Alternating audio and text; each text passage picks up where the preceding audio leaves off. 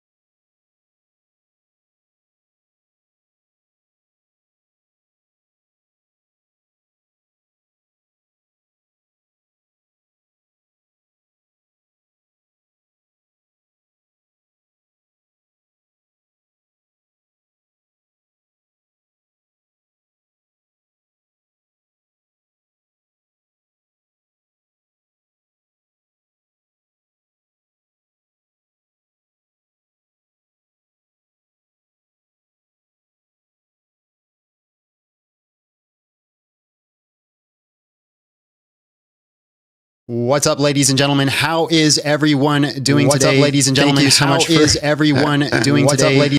And all of a sudden I have feedback. It is not a John Steele live without technical issues. I already warned our guests. I already warned them that we're probably going to have the worst technical experience ever. So that way we can only go uphill from here, ladies and gentlemen. But I want to thank everybody for joining us today. We're doing something we haven't normally done. We're actually doing a formal debate with people who actually know what they're talking about. Usually our motive is to find people who don't know what they're talking about and just watch them duel it out. And that's entertaining, but I'm hoping this can also be entertaining. Today we are, we have our guests. Let me just unmute you guys. Ryan Mullins and Stephen, I'm really going to try not to butcher your last name. KERSHNAR, is that correct? Yeah. Awesome. Well, guys, thank you so much for joining us today and being part of this debate. Today, we are debating the topic theism is coherent. Now, we are also joined by Coco, host of, Day of Debates? Is that correct, Coco? Awesome. Awesome. So our guests today have decided to introduce themselves, which is really good for me. It saves me the headache of trying to pronounce things that I don't know how to pronounce when I'm introducing them. So first off, Ryan, do you want to introduce yourself? Sure. So I am a professor and master coordinator for the University of Lucerne's online master's program in philosophy, theology, and religions. I've got a PhD in theology from the University of St. Andrews and a doctoral habilitation in dogmatics from the University of Helsinki, which also apparently gives me the title of docent of dogmatics, which sounds really cool. I don't know exactly what it means, but there you have it. I've written some books, some papers. We can talk about those later. Awesome. Thank you so much. And Stephen, why don't you tell us a little bit about yourself?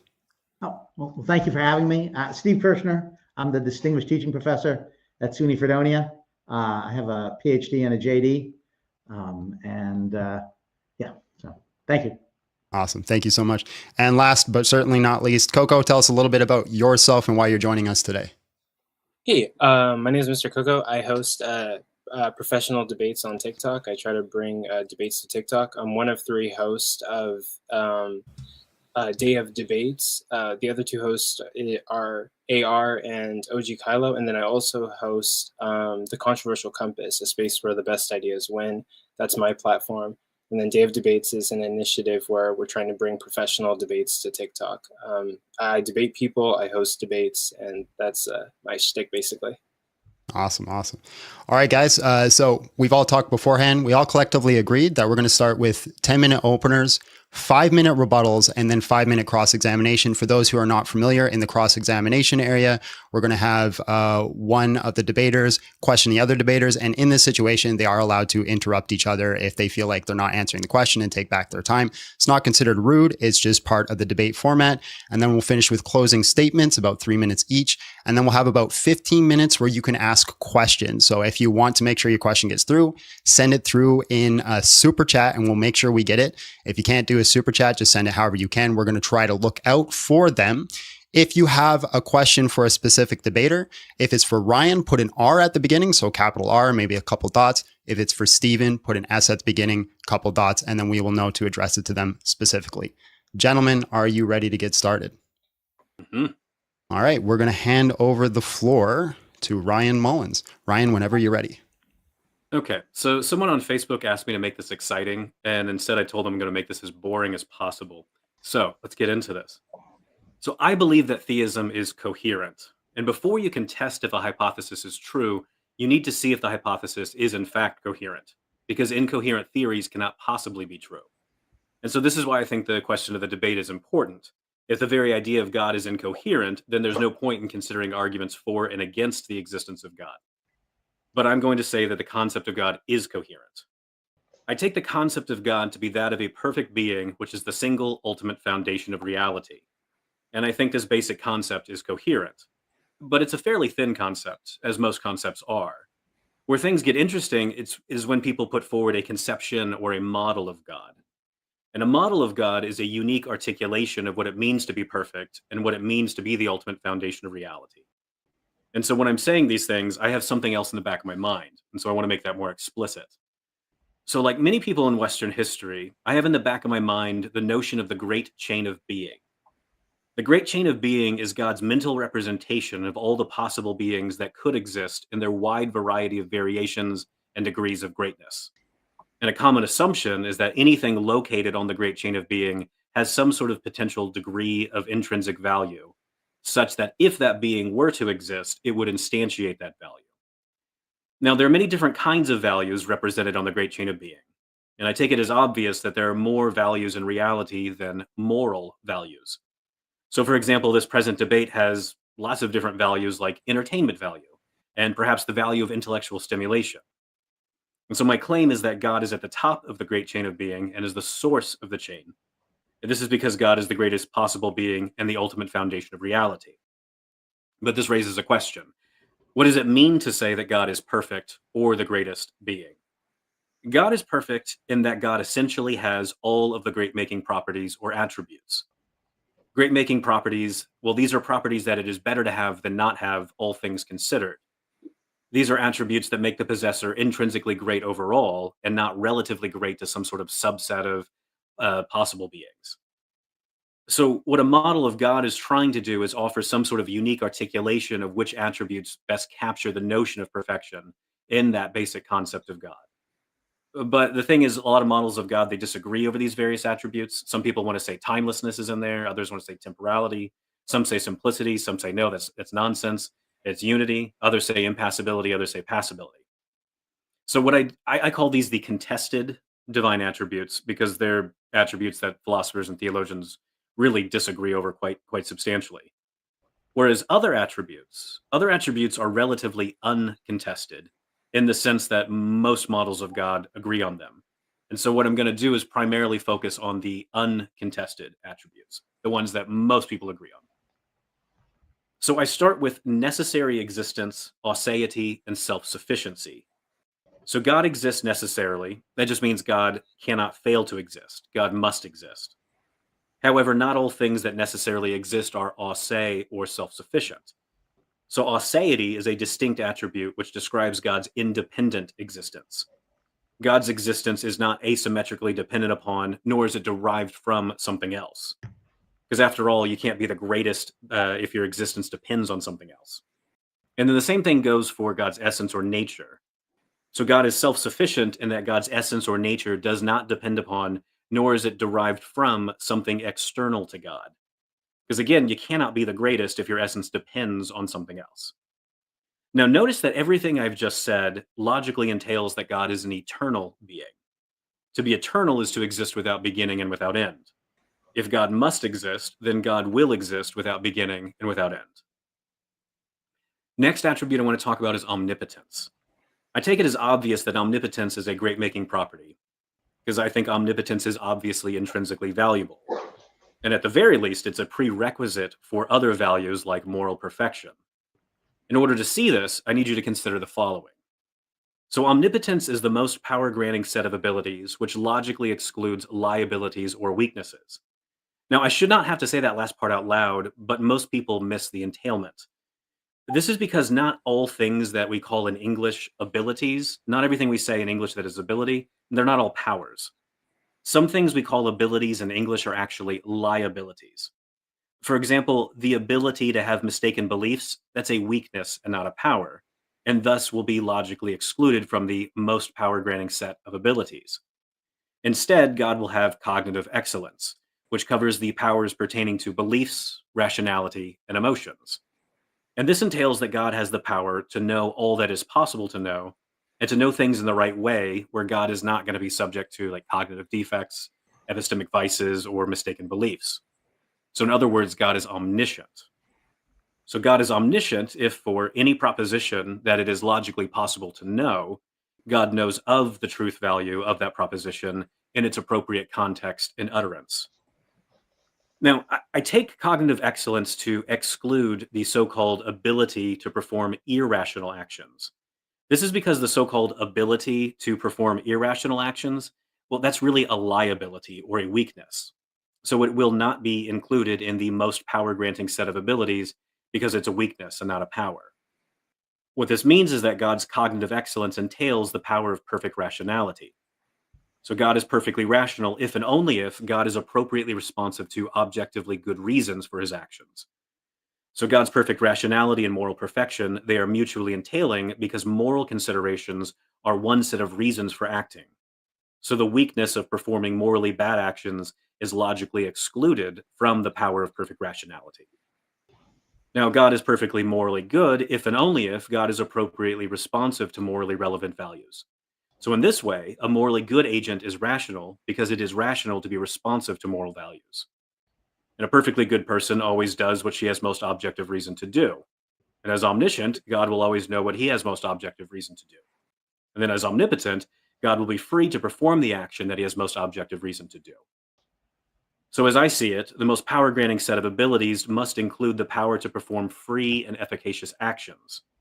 In other words, omnipotence entails free will. Now, an agent is free in that 1, the agent is the source of her intentional actions, 2, performs her intentional actions for a reason, and then 3, is able to perform or refrain from performing her intentional actions in the absence of any decisive reasons. So decisive reasons, these are reasons that are so powerful that rationality demands that the agent has to perform them. But in most cases, like agents like you and me and God, we are only presented with justifying reasons. So mere justifying reasons, these are objectively good reasons to perform an action, but they are not so powerful that the agent must do them. The agent would be rational in refraining from acting. So thus far, I've claimed that God is a necessarily existent, eternal being with attributes like aseity, self-sufficiency, omnipotence, cognitive excellence, perfect rationality, perfect moral goodness, and free will. And I take these to be great-making properties that God has essentially. And any claim that theism is incoherent, it must point out some sort of contradiction. Perhaps that a single property is incoherent, all by itself, or that 2 or more of these attributes are incoherent when they're combined in some sort of way. And so with that being said, I will invite my dialogue partner to spot the contradiction in the very idea of God. Awesome. Thank you so much for that opening statement. I'm going to try to pretend that I understood what every one of those words meant. That's my goal. We're going to hand over the floor to Stephen next. And Stephen, you do have a PowerPoint you want to bring up. Do you want me to pull that up now? Yes, if you would, please. That would be awesome. Great. All right. All right, Stephen, the floor is yours whenever you are ready. Great. Okay. Before I begin, I really want to thank the host of this, of the Big John Steele site for having me. I greatly appreciate it. And it's truly a real honor and a pleasure to be, discussing this with a philosopher absolutely talented, as insightful as Ryan. I mean, just it's great to be with someone that good. So, all right, my claim is that theism isn't coherent. All right, so is that okay? Can you see this? Mm-hmm. Okay, so just a brief legal note. This work is my own; doesn't reflect anyone else. The one exception is Nathan Bray, sort of co-researcher of mine. A lot of the ideas are his, so he does bear responsibility for the views put forth. Okay, so I'm going to defend two theses. First, I'm going to claim that if theism is coherent, then God is the greatest possible being. And the second, I'm going to claim that God is not the greatest possible being. If those things are true, then theism is not coherent. And my overall strategy is to say that if the notion of God is coherent, then he's the greatest possible being. And if that's true, then he's going to have to be morally responsible, right? So crudely apt for praise and blame. And also he's going to have a unique maximal value. That is, the maximum amount of value, and there's only one way that it can be exemplified. And he's got to be independent. Okay, so let me just briefly go over some of these concepts. By God, I'm going to say neutral on whether God is a proper name or whether it has descriptive content. For example, the greatest possible being or perfect being. I think the latter is probably true, but I'm going to say neutral on this. Second, the modal ontological argument says roughly that because the greatest possible being is possible, he exists. And this relates to the fourth feature, which is that I'm going to assume that the greatest possible being is independent.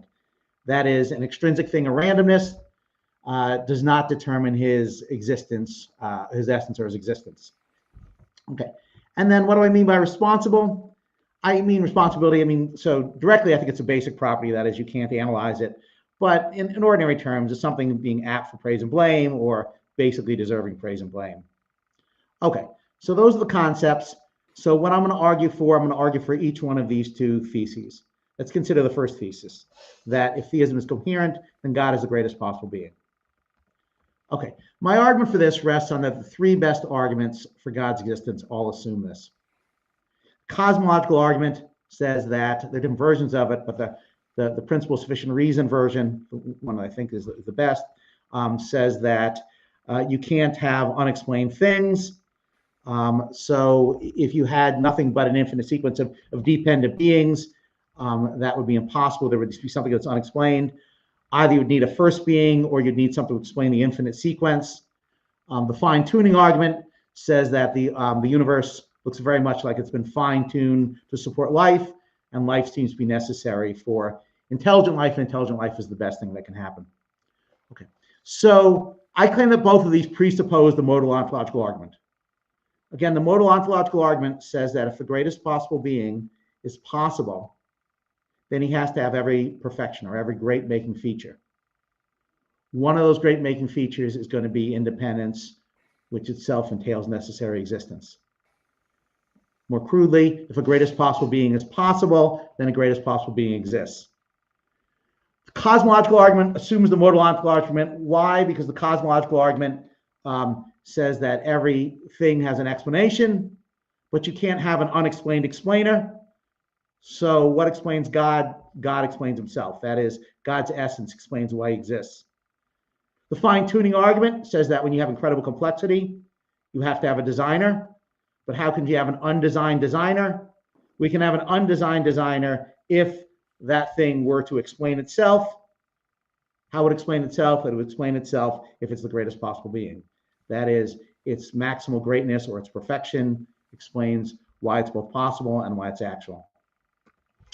Okay, so the second part says, okay, so if that's right, then all of establishes that if theism is coherent, then God is the greatest possible being. But we want to ask, is a greatest possible being possible? And I want to claim that it's not. If God is the greatest possible being, then he's responsible or he has maximal intrinsic value, right? I take it that these are both great makers. I actually think he has to have both, but at the very least, he has to have one of the two. That is, he has to be morally responsible. That is, apt for praise and blame, or basically deserving praise and blame. And he has to have maximal intrinsic moral value. Why intrinsic moral value? Well, because we're not interested in extrinsic value. We're not interested in what sort of being he replaces or what sort of good results he brings about. We want to know whether he himself is valuable. Why moral value? I think moral value is the only thing that counts. Other sorts of value, if you could have, for example, intrinsic sexual value, something like that, intrinsic hockey value, these are not the sort of things that's going to explain why something has to exist. And I'm going to claim that God is neither responsible nor has maximal intrinsic value.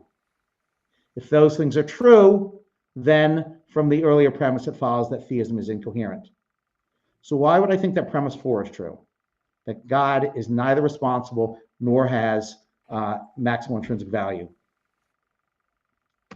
Okay, well, let's consider, and the idea here is that in addition to being omnibenevolent, omnipotent, and omniscient, God's also going to have to be omniresponsible. That is, he has to be fully responsible or maximally responsible.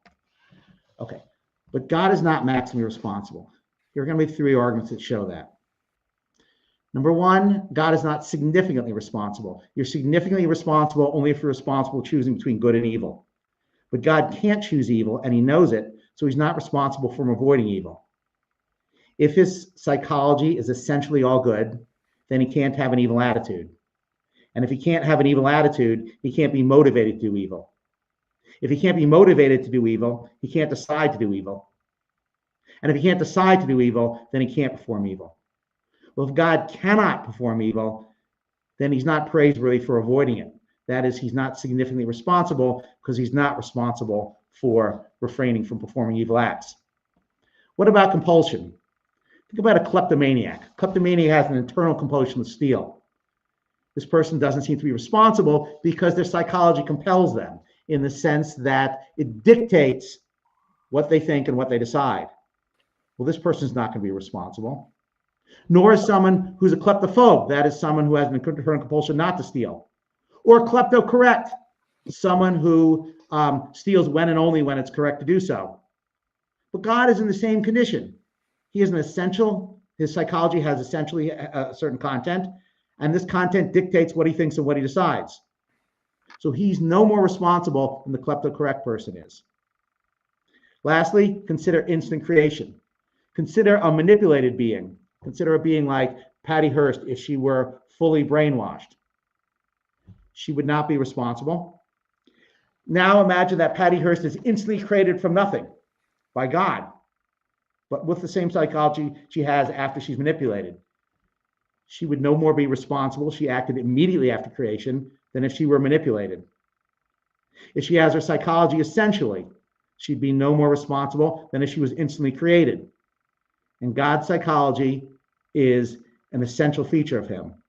So he's like an essentially configured individual. So 3 reasons to think that God's not responsible. He's not significantly responsible because he's can't do evil.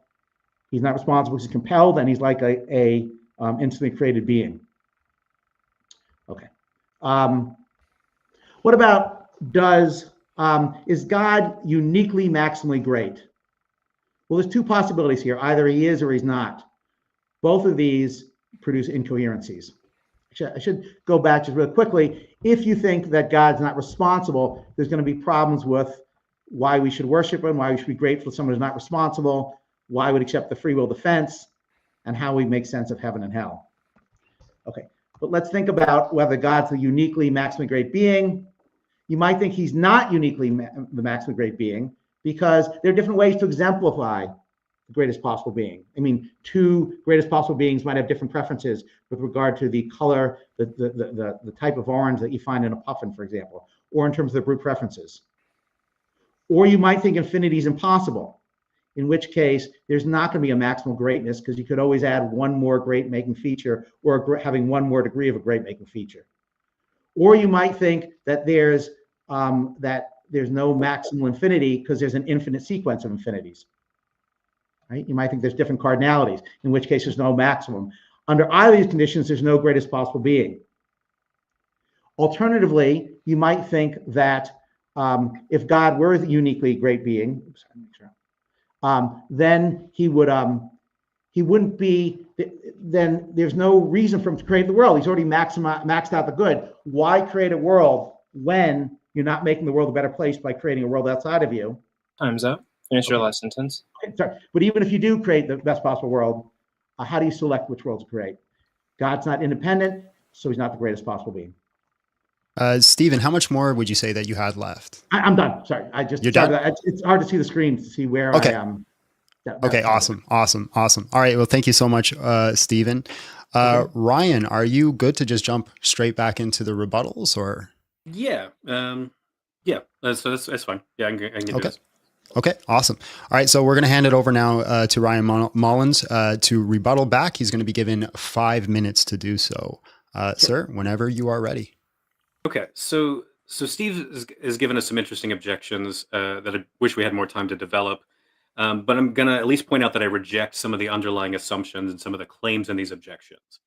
So to start, I think God is uniquely perfect in the sense of essentially having all of the great making properties or perfections. I do not think there are multiple ways of being perfect, though I acknowledge there are people who disagree about which attributes they think are included in perfection. Now, nothing about God's perfection needs to involve any notion of infinity. So several of the objections that we saw at the very end, like they seem to kind of have this equation, like equating maximal with infinity. But I want to deny that terms like maximal necessarily imply anything about infinity. Instead, maximal like typically implies some sort of logical limit or some sort of unique package. So, for example, when philosophers say that possible worlds are maximally consistent propositions, or that moments of time are maximally consistent proposition-like entities, they're not implying anything about infinity. They're talking about some sort of unique, logically consistent package of things. So I want to reject Steve's claim that God cannot be maximal because I reject the assumption that maximal has any necessary connections to infinity. And in fact, weirdly enough, in my opening statement, I never even used the superlative of maximal when I was describing God, because I try to get rid of some of these superlatives when I can, because I think they're often fuzzy and prevent clear definitions. So, for example, when I said God is omnipotent, I said God has the most power granting set of abilities. And this doesn't imply like an infinite number of powers, but instead refers to some sort of logically possible package of power granting abilities. I also want to deny that responsibility is an essential great making property. Responsibility is a basic property that one acquires if one performs a free action that is subject to praise or blame. And so notice that this is a property that comes along with the performance of a free action. So since free actions are contingent and accidental, they cannot be essential, and so they can't be an essential divine attribute. But I do think that God can be praised for doing good things when he freely decides to do something. They didn't have to do that. We can talk more about that during the cross-examination, is my guess. Hopefully we can. So the issue of divine freedom, though, I see no reason to think God is compelled to create. Instead, I think that there's some more ambiguities and assumptions about the term maximal that I want to reject. So allow me to articulate things as I understand it without relying on any terms like maximal. So prior to creation, God has many creative options about the kinds of possible universes and possible creatures that he could produce. And each possible universe has some like certain potential value in itself, and then it also has an associated value relative to God's goals or purposes. And depending on what God's goals are, different kinds of universes may or may not satisfy that divine goal. And God is able to compare different kinds of goals and is able to compare the ways that these different universes satisfy those goals. I deny that there is a best possible goal, and I also want to deny that there's a best possible world. So I deny that God is presented with any decisive reasons to create. Instead, God is presented with merely justifying reasons to create. It would be rational for God to act on the basis of any of those justifying reasons, and there's nothing irrational about refraining from acting in the case of merely justifying reasons. So whichever set of justifying reasons God chooses to act on will render his action rational. Now, it might be the case that God is presented with many goals worth pursuing and many different kinds of universes that could satisfy those goals.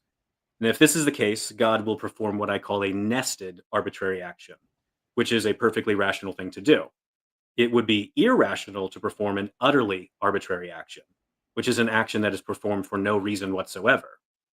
Whereas a nested arbitrary action is when one has a good reason to perform a course of actions, but part of that course of actions involves just selecting from many good actions, any of which will advance your overall course of action.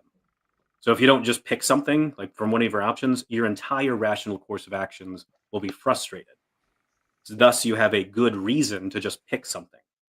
And we do this all the time. There's nothing irrational about it because we have good reason to do it. And in fact, philosophers have lots of categories for trying to capture this. We've got these notions like satisficing and submaximal optimization.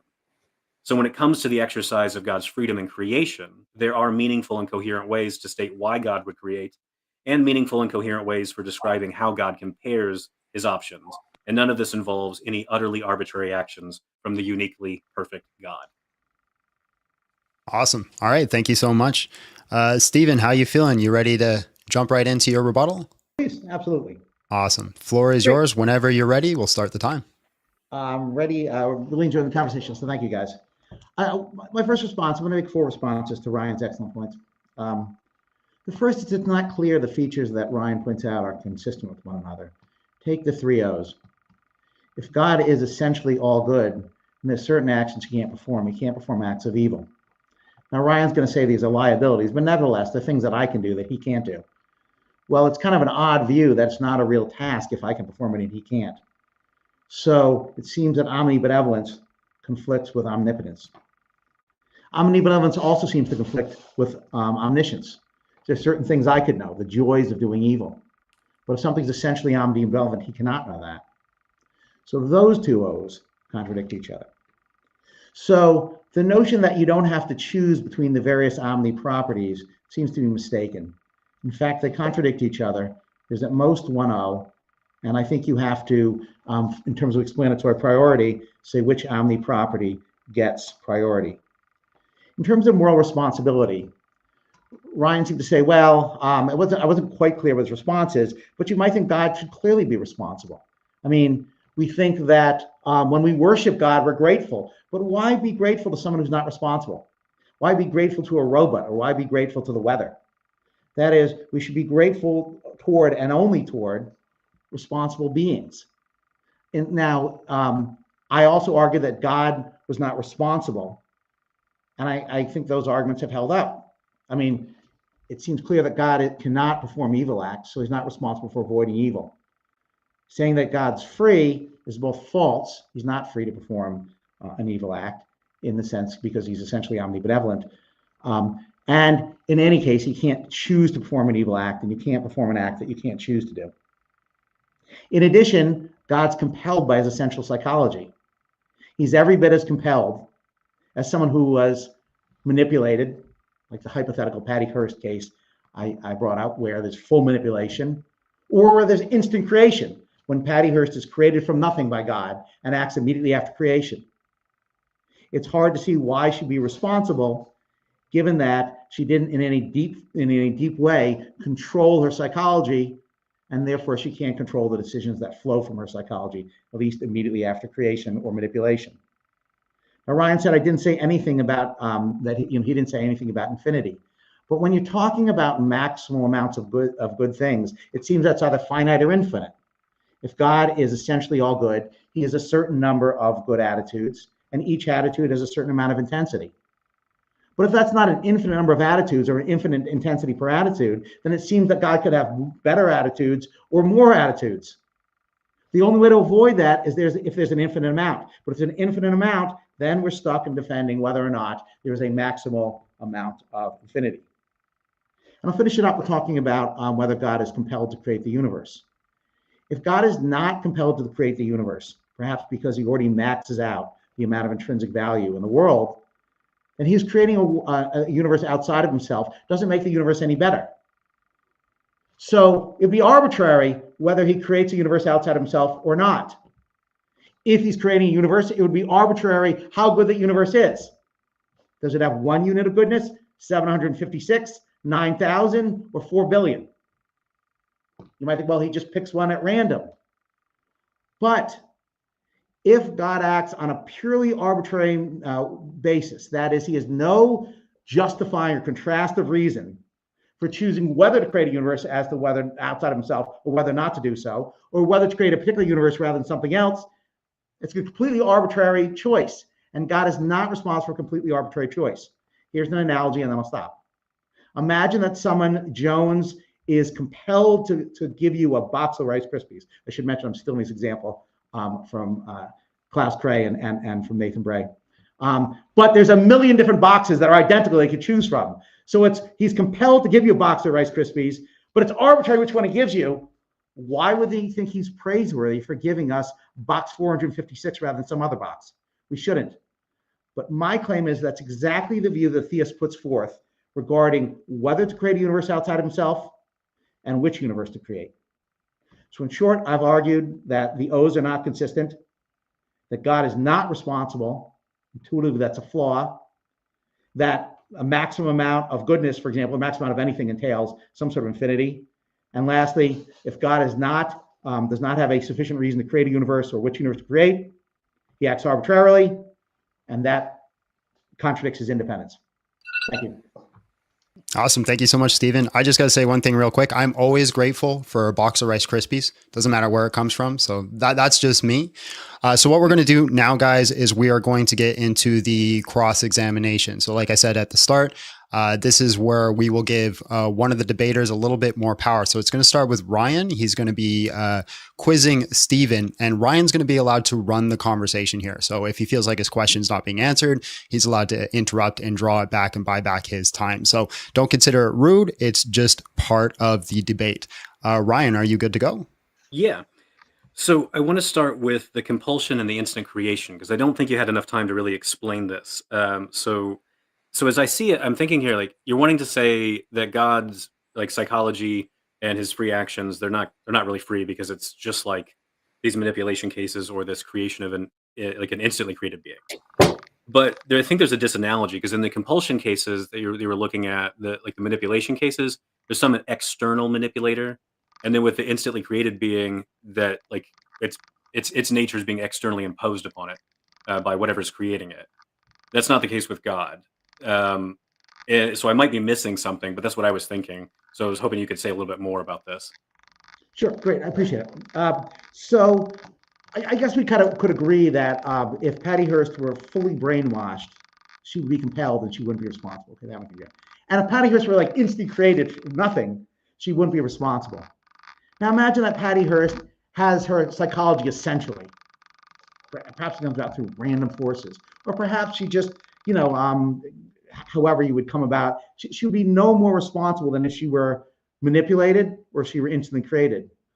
But you might ask yourself, why is God any different than these things, right? He has no more deep control over psychology than a fully manipulated being, than an instantly created being, or being with an essential psychology. So if those three are not responsible, if Patty Hearst is not responsible in those three cases, neither is God. Right. So I guess what I'm thinking is, when I'm looking at manipulation cases and this creation case, one of the main things is doing the undermining of the freedom is that these are like externally imposed upon the agent, whereas that's not the case with God. And there's a second disanalogy. I didn't think of this until just now. The second disanalogy is when we're trying to come up with an ultimate explanation of reality.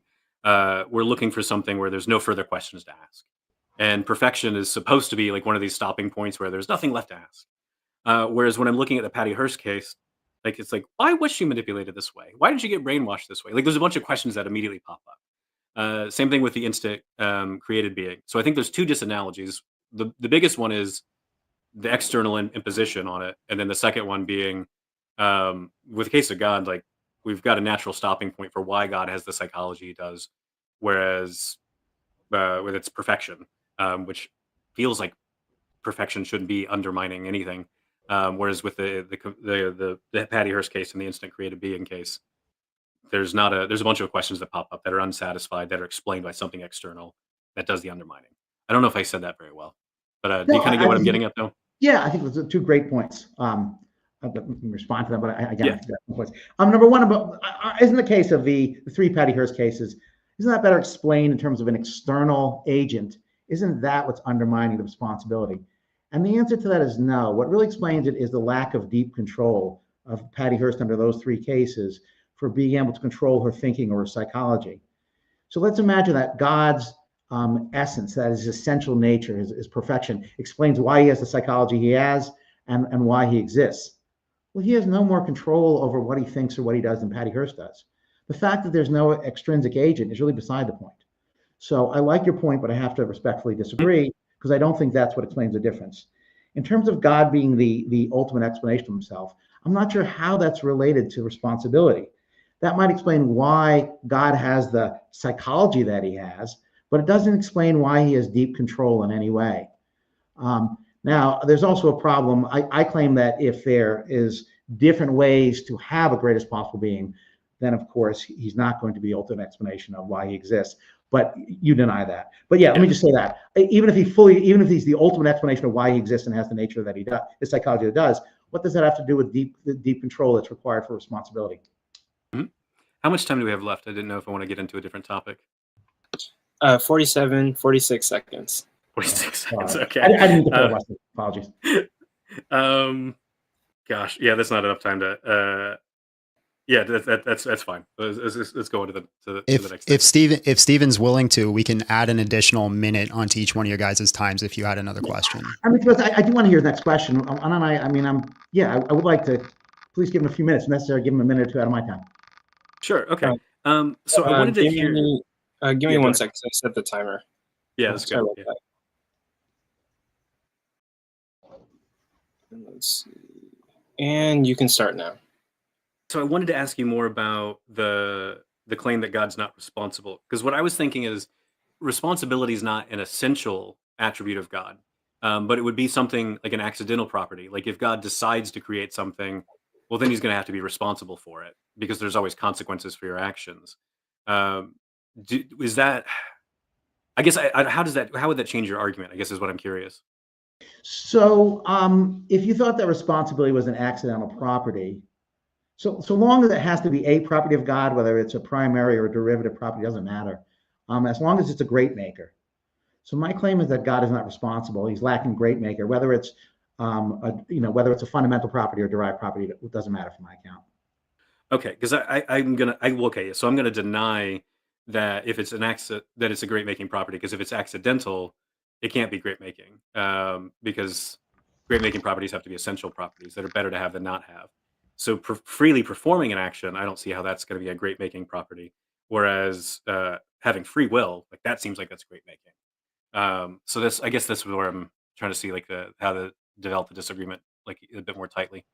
So just real quick, I know we're short on time. Yeah.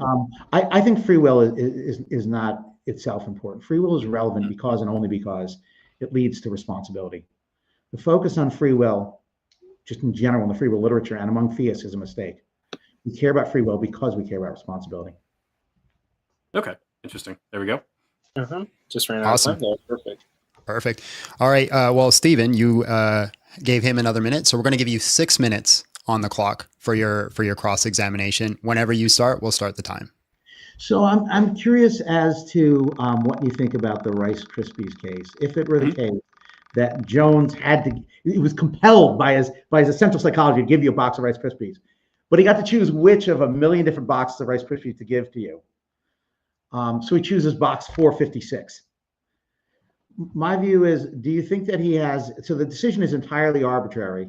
His motivation is locked in. It's not something over which he has deep control. Do you think that he is praiseworthy for giving you box 456 of Rice Krispies or giving you any box of Rice Krispies? And how that's different from God's creating the world in general or creating a particular world? Yeah, I guess the disanalogy for me is I don't think that God is compelled to create, because I think that because I deny best possible world. I don't see any decisive reason for God to create.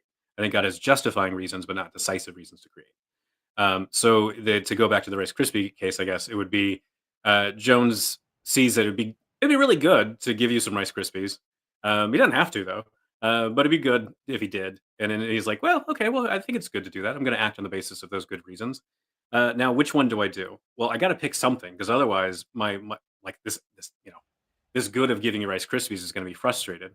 So this is why it's going to be a nested arbitrary action, because it's nested within this overall course of a good course of actions, which is giving you Rice Krispie treats.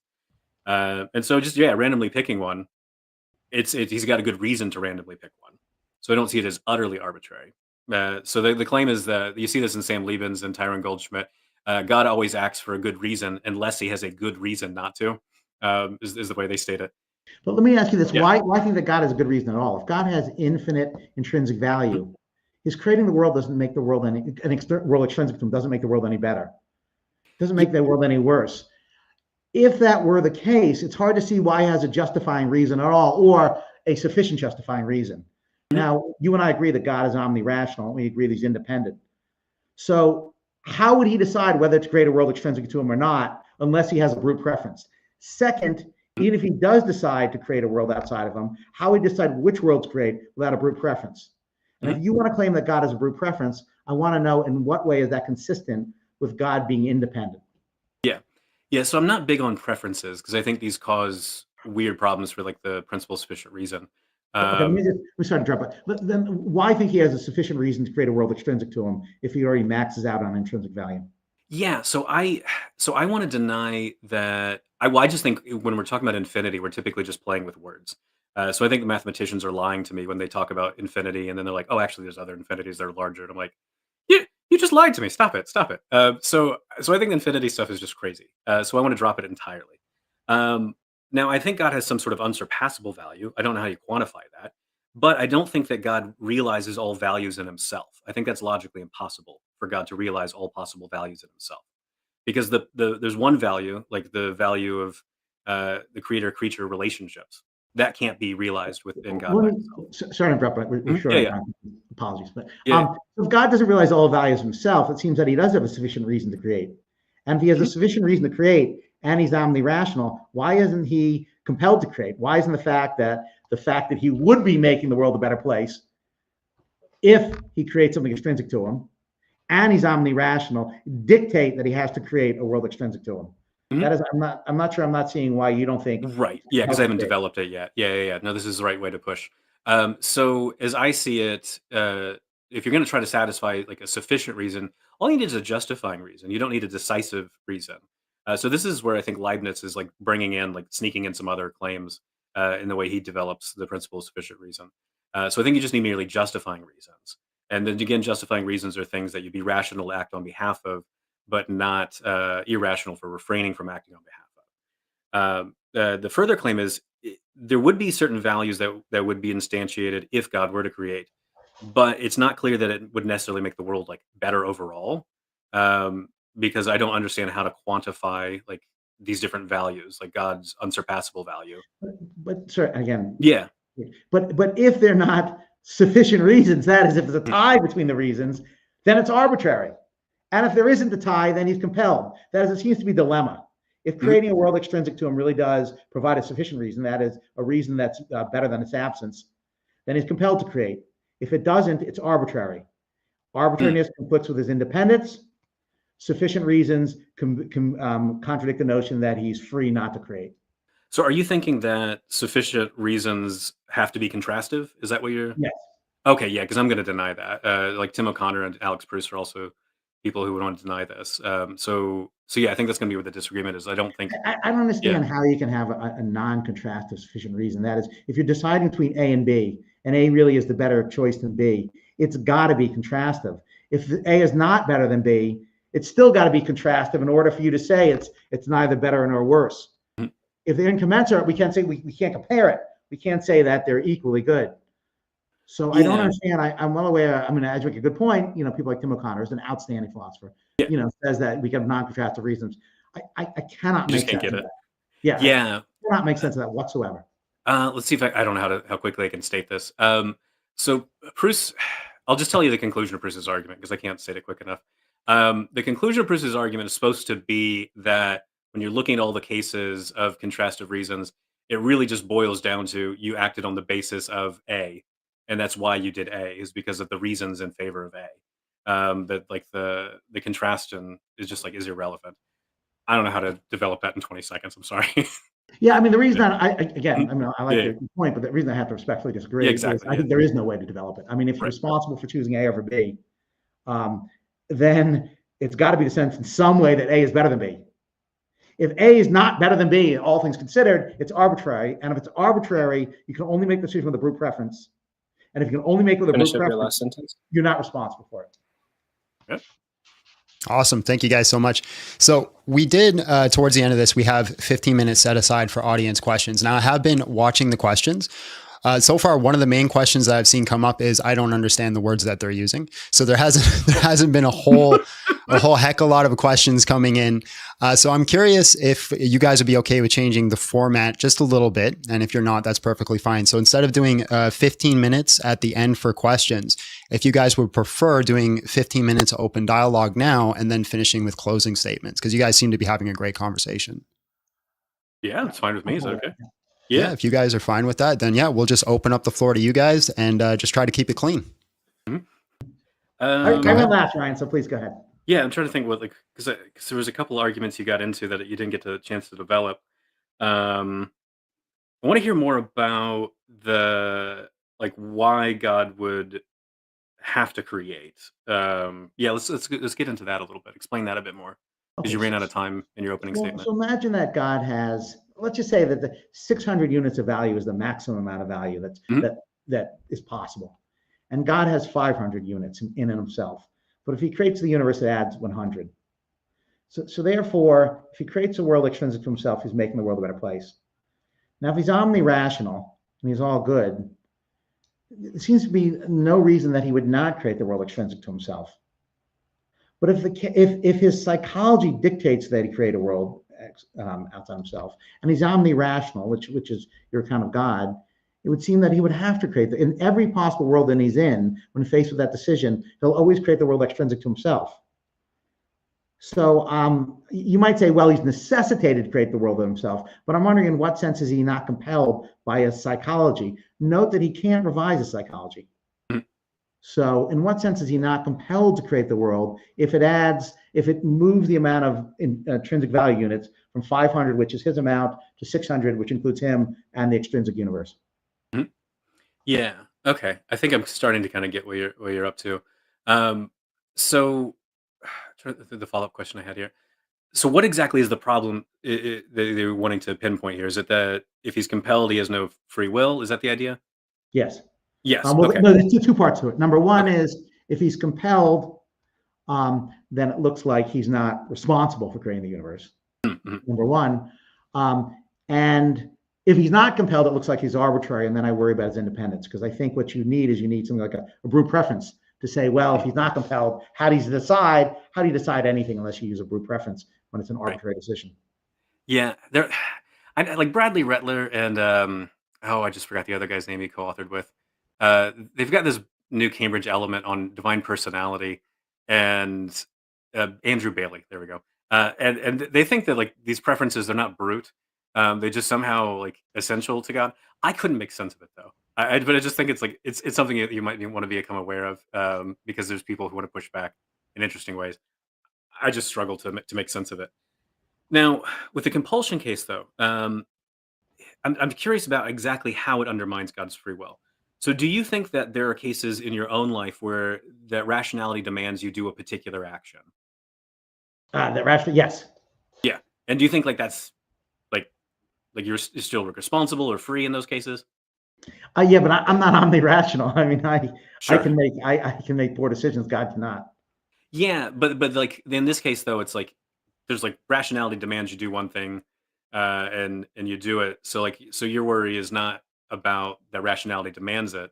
It's that you could do otherwise because you could have like a weakness of the will or an ignorance of it or something like this. Yeah, I mean, if we assume libertarian free will, yeah, you might think I could do otherwise, or you might think that, look, I could just, I could make various errors in thinking like that. But none of these things apply to God, right? He can't have weakness of the will. He can't have clear-eyed wrongdoing. He can't have, negligence. So none of the things that, I mean, I do lots of blameworthy things, but God can't do any of those. Yeah, because it just seems odd to me to say like there's a best possible there's a best action in this case. Rationality demands that that you do it, and God's like, yeah, I recognize the reasons and I'm appropriately responsive to it. And part of what it means to be free is acting on the basis of like objectively good reasons. So I do it, and I'm like, therefore he's not free. Like I feel like I'm missing a little something here because it sounds like like compulsion, but I'm like, when you explain what the compulsion is, here's I can see reasons. that God's not free. And I'm going to steal kind of the thought experiment from Peter Van Henwagen.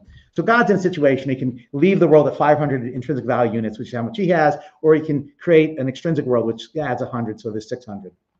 And he thinks, oh, well, look, I want to make the world a better place, so I choose the 600. And then we roll back the tape 1,000 times, and each time he chooses the same thing. In fact, his psychology dictates it because he has a processing rule that says when a choice makes the world better, in fact, much better, I will do that. And that processing rule trumps any other part of his thought. In what sense would he not be dictated to create the world with 600 intrinsic value and rather than 5? Right? I mean, if you're a libertarian and in every possible world he does the same thing, you might think in what sense is he free, or you might think if there is just an overpowering rule, in what sense would he be free? Okay, I've been dictating this conversation, so why don't you take it over for a second? Sure. So yeah, I guess the question I have with you is I'm worried about, let's say that God is deciding which world to create, and the world, let's say you're right, that there's either no infinity or there's only finite numbers. So he's creating numbers 1 through n. And he has to choose which number to create, but for any number he could create, he could always create a better world. Now, how do you pick a number? Well, you could use a random number generator, but you have to decide then which random number generator to use and which function to use. You could use a creative flourish, but why this creative flourish rather than another? Really, it's a claim about brute preference. And I'm sure those guys are great philosophers, but I just disagree with them that it's not brute preference. I have no idea how you can pick numbers 1 through n without being brute. So my question to you is twofold. Number one, how does he pick which world to create if they're all finite numbers? And 2, how does he pick it without using a brute preference? Right. So you're talking about like universes that are assigned to the numbers, not like creating numbers itself, right? Well, they have amounts of goodness, right? Right, With okay. one, 2 units of goodness, 3 units of goodness. Yeah. Okay. I see what you're saying. Because I want to make sure we're not talking about creating numbers because it's a different conversation. Yeah, that's right. Yeah. Yeah. Okay. So I'm writing a book on this at the moment, and I'm still trying to work this out. One of the things I'm frustrated with a lot of these conversations is they're talking in terms of these very abstract numbers. So like Mark Johnson will say like, well, yeah, God's infinite. So like God's reason to create cannot be to add value, because if you add any value to infinity, it's still infinity. And I'm like, well, if we're talking in terms of just abstract, like these very abstract notions of numbers, I think we're missing something very important. So if I say God creates X value, oh, well, then the total amount of value is still infinity. Okay, that doesn't sound very interesting. Whereas if I say, well, God wants to create like Stephen because like Steve is really valuable. It sounds a much more interesting kind of claim. And surely you're not self-deprecating enough where you're like, oh, well, I mean, I'm not that great, like, and I don't think you're that great, but you're kind of cool, like enough, like cool enough for God's like, yeah, that's a reason to create. I don't have to because you're not like so amazing. I have to create. Like, why not? Like let me stop with that point before we get into more. Like, does that make sense a bit? Like, It makes a lot of sense, but I still think you're interested in total value because you're choosing between different people and different numbers of people. yeah. So you could create Steve and you could create Steve's twin brother, or you could just create Steve, right? So the question is, and second, you could create Steve, or let's say that you could create Paul instead of Steve. Right. Exactly. Okay. So this is good because what I want is it's time of playing with these abstract like numbers and stuff to really talk in terms of like concrete goals that God wants to bring about, and then seeing what kind of universe is needed to bring about those goals. So, for example, if God wants to create a universe where He fully determines everything that happens, well, there's certain kinds of features the universe is going to have in order to do that. And so you can start talking in terms of like a universe where there's like fully naturalistic, deterministic laws. So none of this quantum mechanics nonsense. That would be the sort of universe where God would create. And now I've got like some actual like content I can understand instead of just playing with numbers and variables. If God's goal is to create a universe where there's lots of indeterminism and chance, perhaps He wants to create a universe with an open future. Well, now there's like a completely different set of things we're looking for, and I can give some like kind of interesting details of why that's the case. And these things it seems to me I can get a better grasp on how you compare and contrast them than I do when we're just talking in terms of X unit of value and this or that. I'm talking about actual like values that I can grasp and think about that you and I deliberate about all the time. And so that's kind of the basic framework of how I'm thinking about this. Is stop with all the abstracta because that's fun for a while, but let's talk about actual concrete values that we can grasp that I think would fill in the story. So let me pause there because I don't know if I've So actually I answered mean, I your think that's a question. great point, and you do really good. You know, I've read your stuff on this, and it really is fantastic. But I guess I have two concerns with it. Number one, life's full of trade-offs. And when you create one world versus another, if you're not going to use numbers, it's unclear how you're going to do it. I mean, you might think that things are incommensurate. That's one claim. But unless you think they're incommensurate, which again I can't make any more sense of than I can make of some of these other things, it's not clear why you wouldn't numbers. Numbers are what allow you to make trade-offs. And number two, if there really were like incommensurate values, you know, because you could create, you know, Steve, or you could create, Al, and you think, okay, well, they're incommensurate. One's not better than the other. How would God decide that without brute preferences? That is, in your view, does God have brute preferences, and is that consistent with the sort of things you said about him being like self-sufficient and ase and self-explanatory? I just realized there's some part of my work that you've read that I didn't bring into the story. So I said so in my little book about a big God that you read. I talk about God having certain natural desires. Like certain desires seem quite natural to follow from God's nature, and one of them follows from God's love.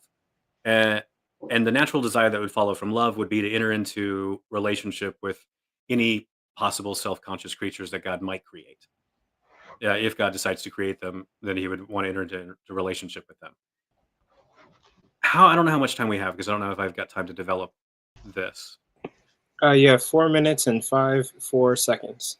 Okay, so let me try to develop this a little bit. So I think that that love is an essential attribute as well, but it's a contested attribute. That's why I didn't want to put it in a debate. But let's be contentious. Why not? So love. I take love to be when you love a person, it involves like a trio of values. You see that if they exist, you would recognize the value of their existence.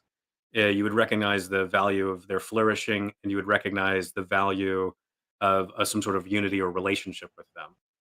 And so because you recognize this value, then that's a reason to motivate you to perform a loving action, which is one that promotes their existence, flourishing, and some sort of unity with them. And if this is an essential attribute of God, which again I acknowledge is very contentious, if this is an essential attribute of God, then I think that would give rise to certain natural desires. So these would not be brute preferences. This would be natural desires. The natural desire would be that when God's looking at the great chain of being, he would see that if I were to create these potential beings that are in the category of something like persons that have this sort of self-consciousness and so forth, then I would be able to see like the value of their existence, the value of their flourishing, and the value of having a relationship with them. So I would naturally desire to have a relationship with them if I were to create them. Now, does that sound brute to you, or maybe I've missed something? I don't know. I guess that's the question. Well, I think that's. I mean, I agree with you on your count of God. I think it's brilliant and well done. I don't think that solves the issue though. God still has to decide: should I create A or B? Right? I want to. Let's say that the few things are true. That I'll value the person's existence, her flourishing, and my relationship with her. But still, I still have to make a choice: should I create A or B? And I don't see how you do that unless you either rank them. A is better than B, B is better than A, they're equally good. Or you say they're incommensurate, in which case you get an arbitrary preference. Secondly, the level of being. You could create beings at the level of human beings, sort of moderately evil, moderately smart, moderately responsible. Or you could create massively good beings, right? So if human beings are at level 200 in terms of our overall abilities, but you could have created beings at level 2000, why create such minimally talented, flawed beings rather than much better beings? So I think, while I think your theory is an excellent account, I think that's the heart of perfection, omnibenevolence, which consists of love. I don't see how that gets around the problem of brute preferences. And again, my suspicion is that you don't like brute preferences any more than I do. No, probably for the same reason. We probably dislike it for the same reason. Where we differ, as best I can determine, is whether we think that God's locked into using brute preferences. Now, some of our opponents in the theistic community, they think that God does use brute preferences, or they cite creative flourish, or they think he uses a random number generator. But I gather you and I are highly suspicious of these brute preference, these covert references to brute preferences. Yeah. So we've got like 2 minutes, right?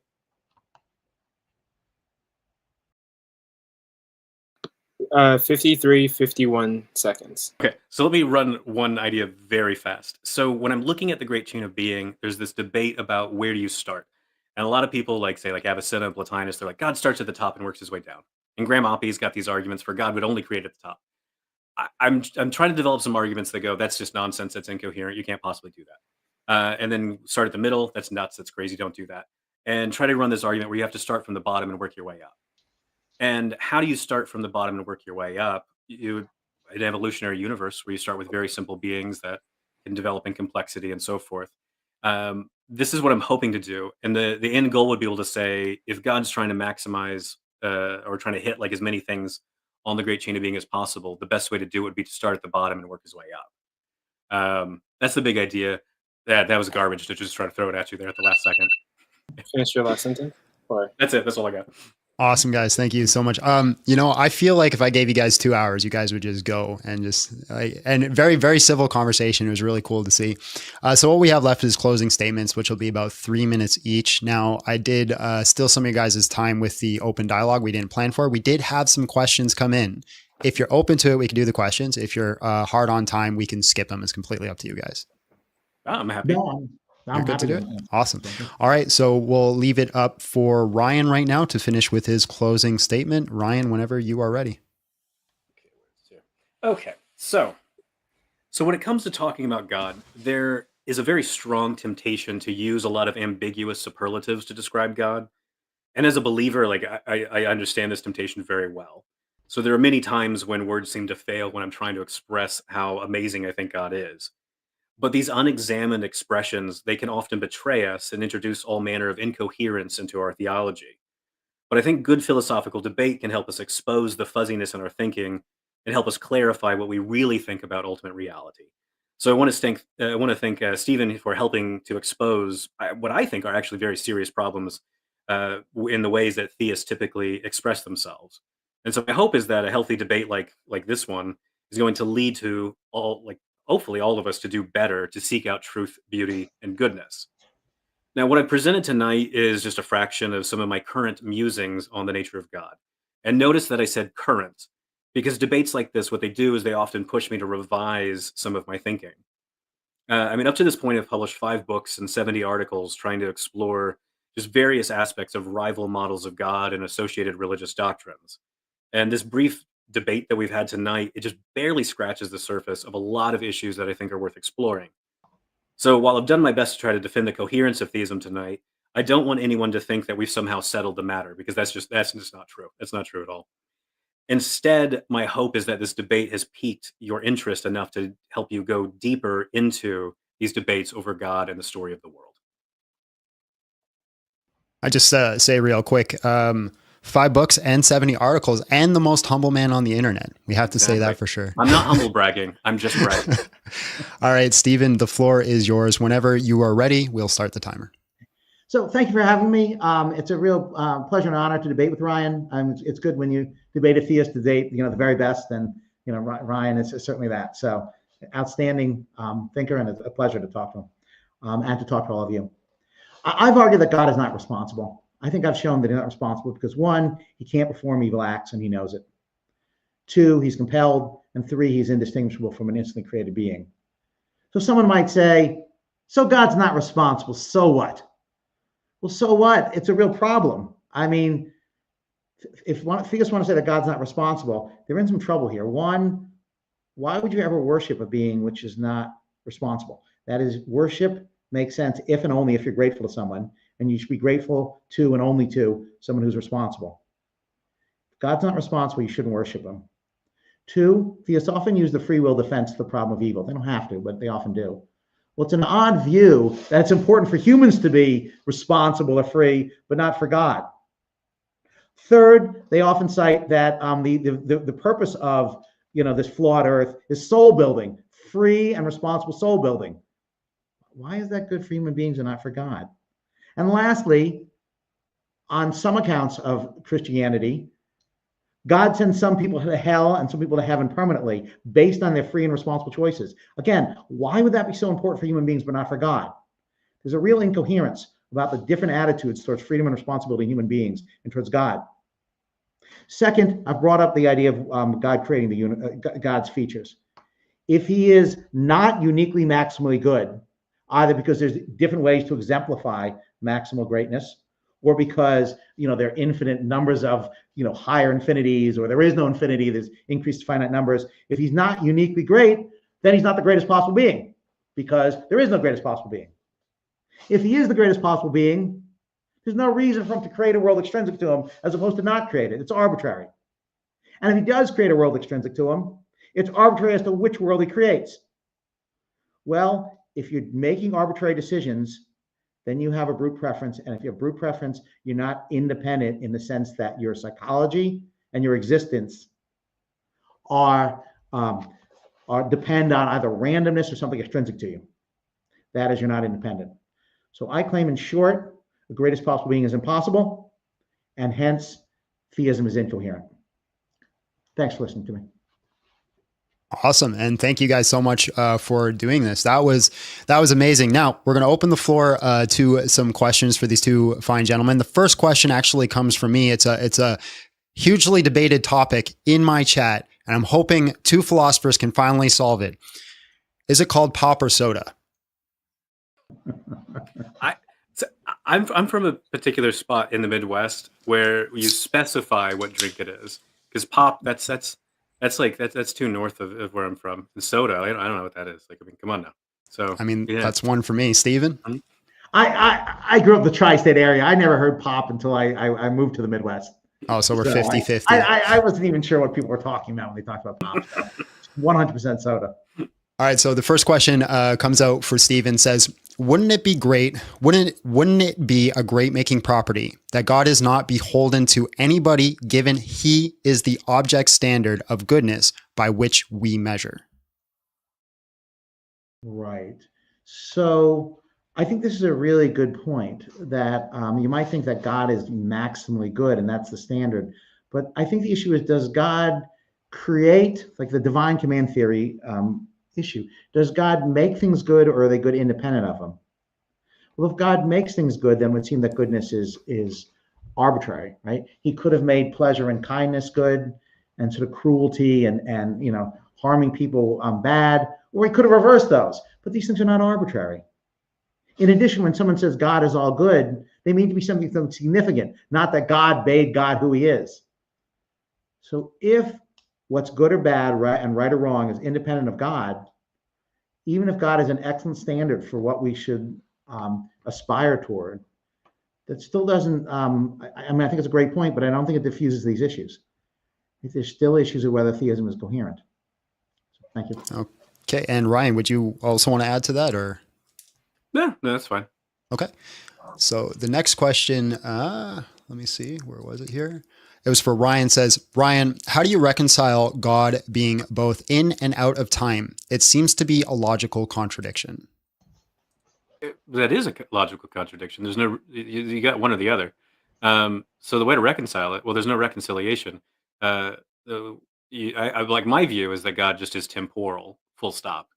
So yeah, I've got 2 books I've written on the topic if people are interested. Okay. And Steven, do you want to add anything to that? I don't know if this is poor form. Can I just ask Ryan a question? I'm curious as to what he says in this. He's one of the leading figures in this. I'm curious if you think that God foreknows what he himself is going to do in the future or decide. Yeah, so this is a dirty little secret that that no one wants to talk about, which I think is hilarious. So when you're looking at like theological determinists and Mullinists and open theists, they all agree on this one thing, which is before God decides to do anything at all, the future is completely open because God hasn't determined any of his actions. So like Molina's like really clear on this point as well. But then he tries to like hide it by embedding all of these in like these logical moments in God's timeless moment. It gets really just nuts really fast. And that seems right to me. So there's a Calvinist named John Feinberg. He was one of my professors during my master's. He said the same thing. He's like, yeah, before God decides anything at all, the future is completely open for God.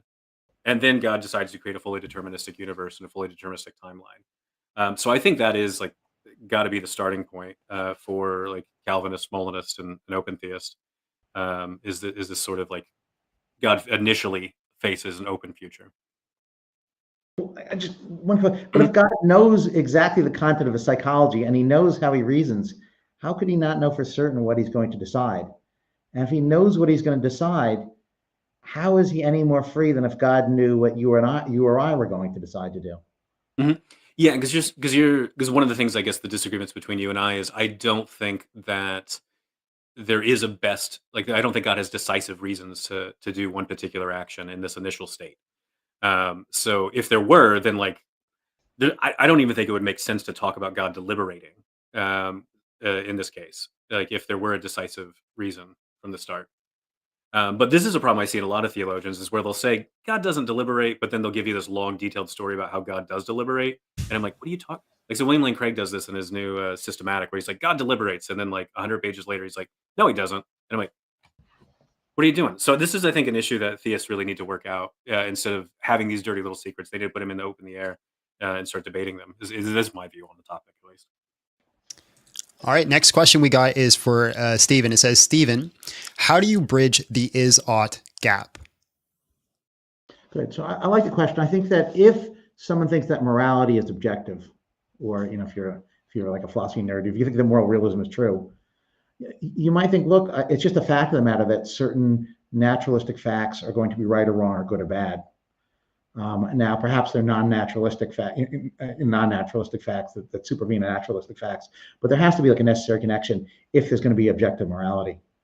So I do think that if you think that morality is objective, that is independent of what we think, then you're going to have to say, look, there just is a supervenience on morality from the natural world, in the same way that you might think consciousness supervenes on the firing of neurons.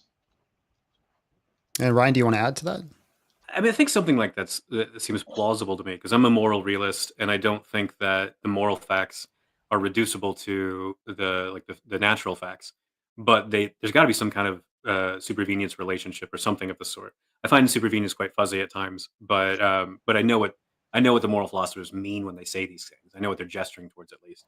And so I do think that when you're looking at the world, the is-ought gap just really isn't there. So I remember Evan Fales, who's a really good atheist philosopher, one time telling me, he's like, you just look at a child, like a human child, and you can just see that is a vulnerable thing you have to take care of. He's like, I don't care, like you can just see it. And I'm like, that seems right to me. That seems plausible to me. Awesome. All right, guys, just a quick reminder for the chat. If you do want to get a question in, Super Chat's a way to get it at top, and make sure you pin it with like a Q. That way I know it's a question, and then preferably please give a letter to who you're speaking to, either Stephen or Ryan, so I know who to address it to.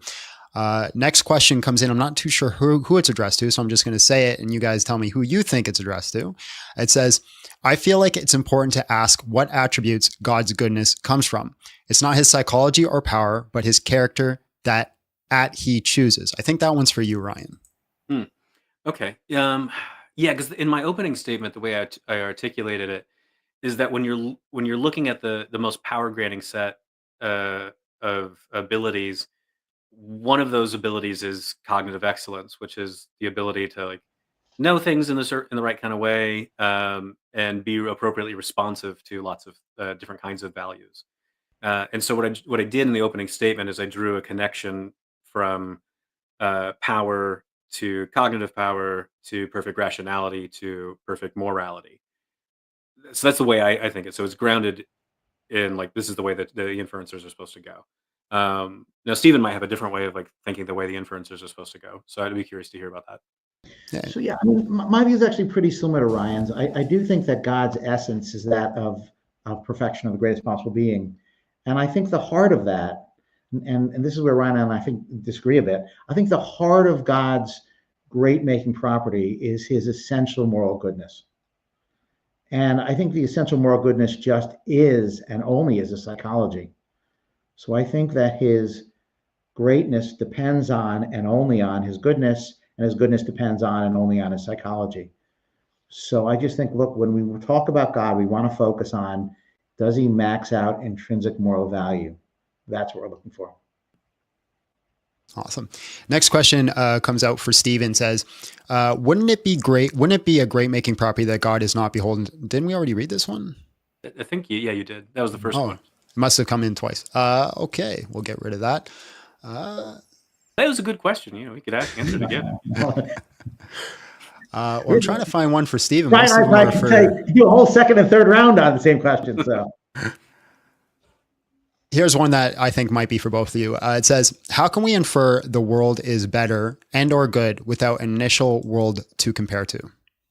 And I'll say, Stephen, if you want to take that first, or if Ryan, you want to take it first, whichever one. I don't know, go ahead. So let's say you thought a vacuum world with nothing in it had zero value. And you might think, well, a world with like 100 very happy people have ecstatic lives is better than zero value. So I think you can compare it that way. If you thought that if there were no world extrinsic to God, so nothing out there, let's say you thought that was similar to a vacuum world, you could compare it, 100 units to zero. So I'm not sure why those comparisons are so high, why the comparisons are impossible. Now, you might think the question of, well, if there's no space out there, what is it that is the bearer of value? Some sort of, nerdy technical concern. But leaving that aside, I don't know why we can't just say, look, how many happy people are there? How happy per person? Total up the amount, and then get a value function. It doesn't have to be happiness. How virtuous are they? How loving are they? Whatever you think is the value maker. I mean, why can't we add it up in an arithmetic manner and through that decide how good the world is? That seems right to me, because when I'm thinking about this, I'm like, well, I'm looking at like abstract possibilities. So I don't need a concrete world, I guess, to make the comparisons. Now, if these abstract are just don't exist at all, then I feel like I'm a bit lost. But I'm not always that tempted by nominalism anyway. So, yeah. And I think next is probably the most important question that we had, something that everybody needs answered for Ryan Mullins. Is that a real bookshelf behind you? I think to your stage left. So this one is real. This one is fake. That just a fake bookshelf for kicks and giggles? Well, so my wife and I were trying to like make this office space look more like YouTube friendly. And so it wasn't just a blank wall. And then I had this, there's this band called Make Them Suffer from Australia that I really like. This deathcore band. And so I got like a flag of theirs. I put it up, and she's just like, it looks like you're in your 20s. And I'm like, I'm happy to look like I'm in my 20s, keep going. But like, so she just thought it looked childish. So she was like, no, let's put this up. And yeah. And I guess that leads to the next question. Stephen, how are we to take you seriously without a bookshelf behind you? That's a good. I think that's a good guess. I'm not doing enough reading, so. I mean, it's NFL season. I mean, how much reading can you do during NFL season? Fair enough. So I think we have another one for Mullins. Says, can you explain why choosing between A and B, you don't contrast A and B and only decide on A, even though both of their goodness can be evaluated? Mm-hmm. So the claim that, like, if you deny that the principle of sufficient reason entails contrastive reasons, the claim is that you're acting on the basis of A. I'm sorry, you do A because of the reasons in favor of A. That's why you do it. Like full stop. Like that's the claim. How you try to like fully develop that, it's a lot more complicated story. But that's the short answer: is why are you doing A? Well, because the reasons in favor of A. And do you want to add on to that, Stephen? Yeah, I mean, I guess I think these reasons are contrastive. I mean, imagine that you're deciding what to do. You're deciding, should you marry person A or person B? You have to think, okay, what are the, which do the reasons better support? Or decide, should I go into philosophy or should I be a physician? You look at the contrastive reasons. Same thing with morality. You think, okay, should I, join the war effort? Or, you start the example, stay home with, take care of my mother. I mean, I don't understand how there's any sort of decision that's going to be either right or wrong, or for which you're going to be blameworthy or praiseworthy, that doesn't involve contrastive reasons. In fact, I don't even understand how it's even possible. Now, I do agree that there are leading philosophers who put forth this idea, including outstanding philosophers. Ryan mentioned Tim O'Connor, and Ryan as well. But I just, for the life of me, I can't make sense of how something can be right or wrong unless it's supported by the fact that one reason is more normatively stronger or stringent than a second. Same thing with regard to what would make someone praiseworthy, blameworthy. You're praiseworthy when you act on what you see to be the stronger reason, suggesting there really are stronger and weaker reasons. Next one is also for Ryan. Says, does your model for objective morality overcome the Euthyphro dilemma? Am I saying that right? Euthyphro, it sounds like you're arguing God has perfect moral knowledge, not that he is the fundamental source of morality. Mhm. Yeah, I left my position completely agnostic on this question because there's different ways you could develop it. So some people like T.J. Mawson at Oxford will say you've got God, and then you've got just all the necessary moral facts, which are just propositions, just floating there independent of God. Now, God God's reasons are always based on these necessary moral facts. Um, and there you go. Like and then whatever God creates, then He creates some contingent moral facts, and this is how the story of how you get the full moral landscape in the world. The short version of it. Now, what a lot of people want to do is they want to put those necessary moral facts in the mind of God, and say that okay, well, so God's aware of all the necessary moral facts; they're not existing independent of Him. And so when God creates a universe, He creates all the contingent moral facts, and then all the other things you do to insert into the story to get the full story of the moral landscape. Now, either way you go, God's options are the same. So I don't exactly understand the advantage of having the moral facts outside of God's mind or inside of God's mind on this sort of story. There might be some other independent reasons why you'd want to put them one place or the other, but in terms of making God like the source of morality, like I don't see it making too much of a difference, honestly. Awesome. And Stephen, do you want to add to that, or? Yeah, I do want to add to that. I suspect Ryan, I agree with this, but I do think this is kind of a counterexample of the claim that God is the ultimate basis for everything in the universe. If you think the Euthyphro dilemma is correct, then you think God is not the basis for goodness or badness or rightness or wrongness. But if that's the case, it's a little hard to see how he's the basis for everything if he's not the basis for morality. Similarly, you could ask, is God the basis for God's creative powers? Well, it's a little hard to see how God can be the basis for his creative powers. His creative powers are kind of what lead to everything else. They might be the basis, but he's not the basis for his creative powers. Again, and this is not my idea, but I'm stealing this from. So I just don't understand the notion that God is kind of the ultimate explanation for everything. I mean, it might be the explanation for most things, even the vast majority of them. But the notion that he's the basis for everything, I just don't see how that could be correct. For example, God's not the basis of his own essential goodness, his own greatness, right? Because his greatness explains why he exists and has the essence that he does.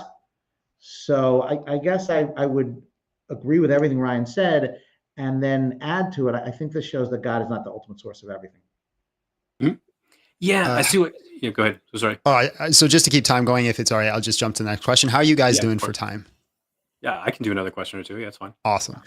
So the next one comes in for both you guys. Says, how can an ontic agent ground ontology if its own existence already requires it? That makes the grounding relation circular. And I think I'll give it over to Stephen first.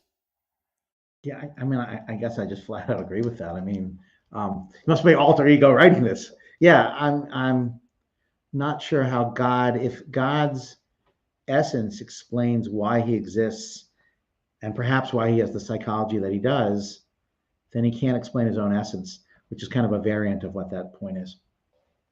Okay. Ryan? I guess I'm not seeing the problem here because so God exists, and I would think that God's essence is grounded in God. And the reason God is great is because he has all the perfection. So I think I'm seeing some of the explanation in the reverse order from Stephen. And I'm missing what's circular here, because if it's necessary, well then it's necessary. So I think I'm missing where the circularity comes in. So yeah, I feel like I'm just failing to understand the question. So let me. I'm just a variant. Yeah, try to explain this. Yeah. So let's say you thought that God's essence is being the greatest possible being, and his essence explains why he exists. But then his existence can't explain his essence, right? I mean, because that would be circular. Mm-hmm. So then what would explain why he has this essence rather than some other? Well, you might think, well, it's just a brute fact. Yeah. Mm-hmm. Right. Yeah. Because I guess I wouldn't think it would be brute. It would be the natural stopping point for explanation. Because when we're trying to come up with an ultimate explanation, you have to stop somewhere. And if there's no other like reasonable or meaningful questions left to ask, then you've found the natural stopping point. So I think when you hit like necessary existence, that's a natural stopping point. Yeah, yeah. I guess that's what I'm saying. I don't see how that would be brute if it's necessary. Well, I think it would be brute in the following sense. I mean, I gather both you and I think that abstract universals necessarily exist, and that's not a problem. I'm But strongly tempted by that. Yeah. but when it comes to concrete particulars, and think if you think of objects, for those Mhm. people, think of objects. Even if an object necessarily exists, we want to know why it necessarily exists. And so that requires an explanation. Now it might be the explanation is, the modal ontological argument, but it still seems to be that necessary existence is not the stopping point. Kind of something like the modal ontological argument is the stopping point. And maybe that's correct. But I guess what I'm saying is, doesn't that show the stopping point depends on and only on the modal ontological argument? Oh, okay. Yeah, I think I'm going to deny this because I think that I think the modal ontological argument is trying to show that God exists, whereas if you're doing something like perfect being theology, that's just a method for trying to discern what God is like. And I think these things can come apart. So I'm not seeing why I'd need this argument to establish that God necessarily exists if I've got other methods for doing Sure. that. But Yeah. let's say the other methods are something like the principle of sufficient reason. Mhm. We'd still need an explanation as to why this necessarily existing object, exists at all, or why it necessarily exists. There's got to be something that explains it. It can't just be that it is a necessary object. Like that doesn't seem to be the fundamental explanation. Oh, I guess that's where I'm gonna disagree because yeah, I think when you hit necessity, you're like, okay, there we go. Because so for example, like when you've got these theists that want to run these moral arguments for the existence of God, and they're like, there's these moral facts and they necessarily exist, and you're like, yeah, okay, cool. I'm a moral realist. All right, end of story. And they're like, no, no, no, no, no, no. Why are they necessary? And they try to start pushing this kind of stuff and try to ground it in God. I'm like, I guess I don't see why, like, if it's necessary, then why do I need to explain further? This is like a common, like a response to these theistic objections to morality. Um, so I feel like the same thing would be going on here. Is like I've hit necessity. I don't understand why I have to keep going. Like it seems like that's the stopping point. Sure. I guess I just right. think that. All right, Yeah, we gentlemen. gotta go on this. Yeah, we got to jump on to the next questions. We could do it all day, but we do got a few more to get through. So the next one says, how do you reconcile God's perfection with his act of creation? Actions are goal orientated and thus presuppose scarcity. Would a perfect God create? I think this one is more towards you, Ryan. I don't understand why there'd be like why has to be scarcity. Yeah, I think I'm just gonna reject this presupposition. Like actions that are goal oriented presuppose scarcity. Why should I think a thing like that? Okay. Yeah. Stephen, do you want to add to it? Or? Yeah, I agree with Ryan. Okay, I don't perfect. know why scarcity. All right. Yeah. The next one comes up, says, if God doesn't exist, why argue his non-existence? I think this is for you, Stephen. Okay, so there's several reasons I think that if God does not exist, we want to show that God doesn't exist. Number one, you might think that our lives go better if we have true beliefs, right? So just in terms of aggregate well-being, you might think it's good to operate on true beliefs. Secondly, you might think false beliefs are bad in and of themselves. Either they're bad because they make individuals' lives go worse, in addition to having bad results. So that's a second reason. And the third is just a matter of look, regardless of what makes our lives go better, and regardless of whether false beliefs are just instrumentally bad or whether they're intrinsically bad for us, that is make our lives go worse. We want to have true beliefs. I mean, do we really want to walk around with false beliefs? And let me put an important argument to the contrary. You might think that if there were solid evidence that people behave better if they think God exists, that might be a good reason not to publicly argue that God doesn't exist, because it's going to make the world a worse place. That is, we do better if people if people do believe that God exists, regardless of whether he does exist. I'm in no position to evaluate whether that we have sufficient reason to believe that. But I just think, look, false beliefs have three bad things. One, you might think false beliefs are bad in themselves. You might think they lead to bad results, and you might think they lead to other false beliefs. So those are the three main reasons that if God doesn't exist, we want to be able to publicly show this. And Ryan, do you want to touch on that? A little bit, yeah, because I think that part of the pursuit of happiness is trying to be properly attuned with reality. And if you're trying to be properly attuned with reality, you need to know certain things like what exactly exists and then what do I do about that stuff that exists. And so if it turns out God does not exist, well, there might be a lot of knock-on effects depending on what you think God is like and the sort of promises that are and other claims that are wrapped up with this. So like different religions are going to have different claims about what God supposedly does and is promised to do in the future.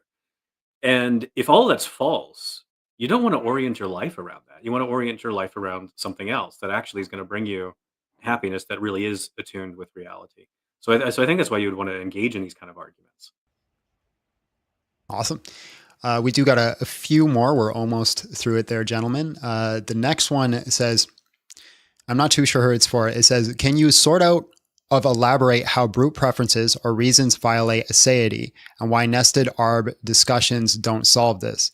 Because Ryan, this is similar to your impassibility argument. No, thank you both. I think it's for you, Ryan. Oh yeah. So the argument I have about impassibility is that impassibility prevents God from having any reasons at all to create, like full stop. So you don't even get into the realm of like nested arbitrary decisions or choices. It would just be an utterly arbitrary action. And I've got a lot of there's a lot of details for how that's supposed to go. So the first part of the question is like, can I sort out how brute preferences or reasons violate aseity? I don't think brute preferences or reasons would violate aseity, because aseity is just that God's existence is not dependent upon anything outside of himself. Where the brute preferences might be a problem would be in terms of self-sufficiency. Like, well, not necessarily self-sufficiency, but like, why exactly does God have the nature that he has? And the answer is supposed to be, well, because this is just what perfection demands. Whereas brute preferences, those really like perfections? Like, what's going on there? That's where I think the problem would be. It wouldn't be necessarily for aseity. So I think this is just a completely separate issue from the arbitrary creation argument that I have. And Stephen, do you want to touch on that? Yes, I want to agree with Ryan, so I'm going to repeat what Ryan said. I'm just going to say in a slightly different way, which is that I think independence is a great making feature. And by independence, I mean that God's essence and his existence don't depend on extrinsic things, and they don't depend on randomness. But if God's preferences are brute, and by brute I mean nothing explains them, it seems that they're random. But if they're random, then God's not fully independent. If he's not fully independent, he's not the greatest possible being. So that's why I think that God cannot have a brute preference. But if he can't have a brute preference, he can't decide which world to create. And I claim he can't decide whether to create a world extrinsic to him or not. Awesome. All right, gentlemen, we have two more questions. This one actually comes from the gentleman who facilitated this debate. This comes from John, says, and it's for you, Stephen.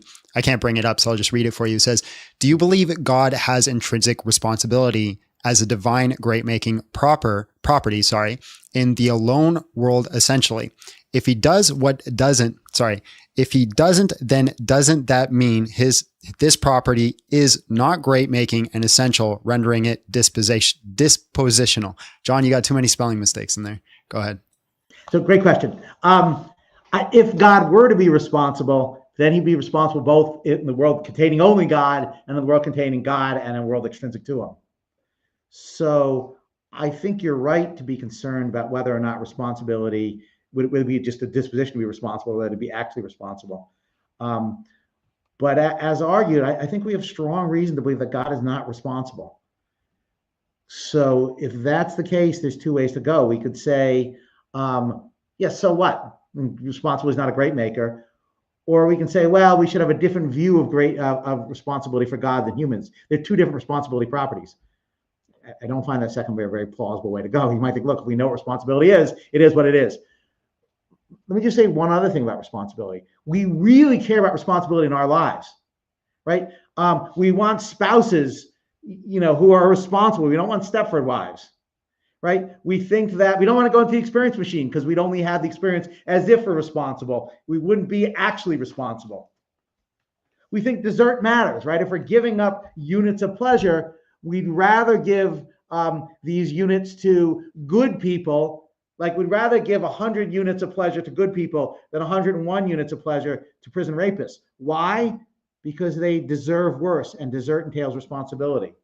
So the fact of the matter is, we really care about responsibility. But if we care about responsibility in humans, why wouldn't we also care about it in God? So I like John's question. I just think it's true that if God were responsible, he'd be responsible if he was the only thing in the universe, but he's simply not responsible. And Ryan, do you want to touch on that? Briefly, yeah. So when we're looking at responsibility in our daily lives, we already find ourselves thrust into a moral order that we did not ask to be placed in. Whereas I guess I'm seeing in the alone world where God exists all alone and he hasn't done anything, there's not really any sort of moral, like, the moral landscape's really thin. I don't like, there's like some necessary moral facts and I'm like, that's cool. But there's no set of obligations because who's God obligated to? There's no one else around. He's not made any promises. He's not doing anything. So I think the responsibilities kicks in once God creates a morally interesting universe, and then we find ourselves in a morally interesting universe, which is where I think that's why we care so much about all these concepts of basic desert and blame and praise and all that.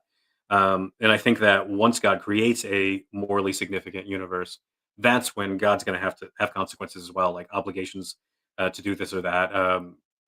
Yeah, I think he's going to have to be responsible for it in that way. But I think this is accidental to him. Yeah. Can I do a quick follow-up? Sorry, I'm curious, Ryan, whether you think that God would be praiseworthy or blameworthy for like not creating a universe. That is, that even before he creates the universe, if he's deciding whether or not to create it, and then he makes a decision, wouldn't he be praiseworthy or blameworthy in virtue of creating it, not only after it's been created?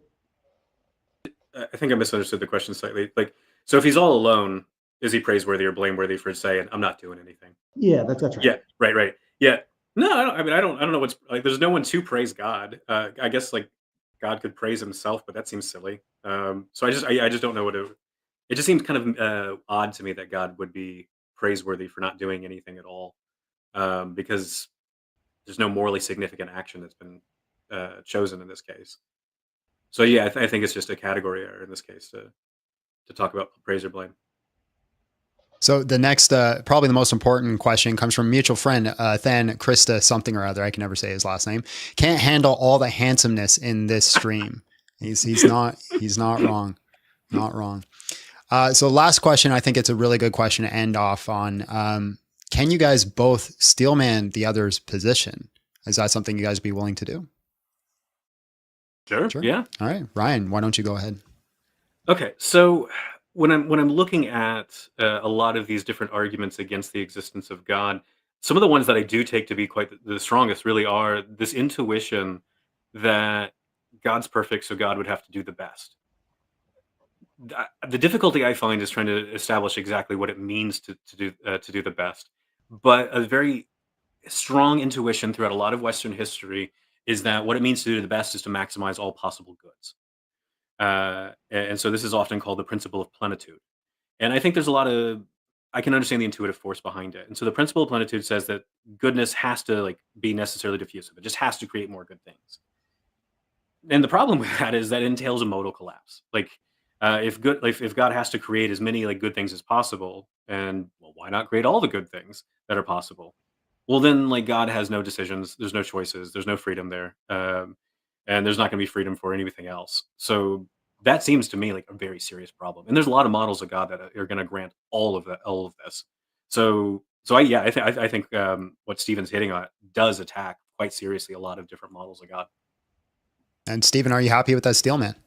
Yeah, yes, I very much am. And I would like to say I find Ryan's position extraordinarily strong and it's very difficult to attack. I mean, one way to understand Ryan's position is saying, look, God's the greatest possible being, and by that I mean that he has every consistent great-making property to a maximally degree, so long as it's consistent with the other ones. And that makes it difficult to attack because you think, okay, if I attack this property, you say, well, look, if it really is inconsistent with the other ones, then he doesn't have it. If it is consistent with the other ones, then he has it. So in some sense, it makes it extraordinarily difficult to attack. And then Ryan further strengthens his position by saying, look, I don't think it's the best possible world. So we don't get a modal collapse. We don't, have human beings and God losing responsibility or free will in that sense. I don't believe in brute preferences. So, I don't lose independence. So I think it's an extraordinarily strong position, which is why I think that Ryan is one of the very best theists in the world. I mean, it's just a real pleasure to listen to him and consider his arguments. So an extraordinarily powerful view. Ryan, you happy with that, steelman? I mean, just stroked my ego. Like, I mean, how could I disagree? You know. Awesome, gentlemen. Well, that's all we have for today. So I figure we'll leave it with some plugging. Everybody always wants to plug their own channels and what they're working on. So we'll go through you guys one at a time, and then we will sign off. So Ryan, what are you working on? Where can people find you? What's happening in your world? So you can go to rtmullins.com. You can find my podcast, the Reluctant Theologian podcast. Two different books are going to come out. I don't know which one's going to come out first. Either The Incarnation, Four Views, which is a debate book that's edited by me and Andrew Hollingsworth. That's probably going to come out first. The other one is called Letters from a Reluctant Theologian, where it's me and a bunch of other people who massively disagree with me on everything, where we give our own personal, funny, witty, vulnerable anecdotes and reflections on the universe and God and just the peculiarities of faith or lack of faith. Awesome. And Stephen, what do you got going on in your world? So I am, along with my co-author Nathan Bray, I'm working on a book called God Collapses, in which case we develop these arguments for atheism in greater depth. So that's what we're working on, and it's been it's been pleasure, but it's been difficult because we've been running up with these sorts of like these sort of tough positions to attack, such as Ryan's. Awesome. And Coco, what's going on in your world? Yeah, absolutely. I'm part of a page called Day of Debates on TikTok. So it's literally like if you spell out Day of Debates, no spaces, no periods, where me and my two other co-founders of that page, AR and OG Kylo, we're trying to bring professional debates to TikTok. A lot of debates on TikTok are informal and, insults go flying. People like to call it blood sports. We're trying to bring professional debates and interview like very prominent people who do philosophy or talk about science or theology and are in the field. So I'm posting debates and hosting debates there on Day of Debates, and we have an event coming up at the end of this month. I'm planning it for November 28th. It's going to be a Day of Debates event, Day of Debates 10, where I'm going to have multiple debaters, very prominent people in the community debating. And then I also run my personal channel, The Controversial Compass, a space where only the best ideas win, where I debate people, I host debates, and there are days like Man-to-Man Mondays where I have 1v1 debates, and then there are days where I have conversations trying to figure out what I believe in and understand and steelman what other people believe in. I'm an agnostic, and I'm open-minded to God existing, but I can't really decide between atheism and Christianity. So those are the two projects I'm working on. Well, I have a vote for you on which direction I want you to go. All right, guys. So those who don't know, I'm Big John Steele. I've been running this channel a while. I primarily do open dialogue and conversations where I do a call-in show and people can call in and debate me or have just a basic conversation. Usually ends up with debating and yelling and people getting angry. But hey, that's where the entertainment is. We love Jerry Springer. It was the best show on TV. If you guys want to support this channel, you want to help it grow, you can support it on Patreon. A link is down below where we offer exclusive content. We offer basically you get access to exclusive content, you get access to our hangouts, our raids, and then I'm also going through a Bible study where we're currently going through the Gospel of John line by line. You can support the channel there. Or if you don't want to do that, just make sure that you like, subscribe, just do everything that everybody tells you to do when you're watching YouTube. I want to thank my guests for coming on today. I think it was a wonderful debate, much better than the Bloodsport debates, very civil. I think I learned a lot. I'm definitely going to have to go back and watch it 15 more times and with 20 dictionaries because like I one ear out the other, but I was focused. It's difficult to comprehend. So I really appreciate your guys' time and coming on today. And hopefully we can do it again in the future. All right, ladies and gentlemen, God bless. We will see you all next time. This was an amazing debate. Thanks. It was a real pleasure. Thanks. And we are no longer live.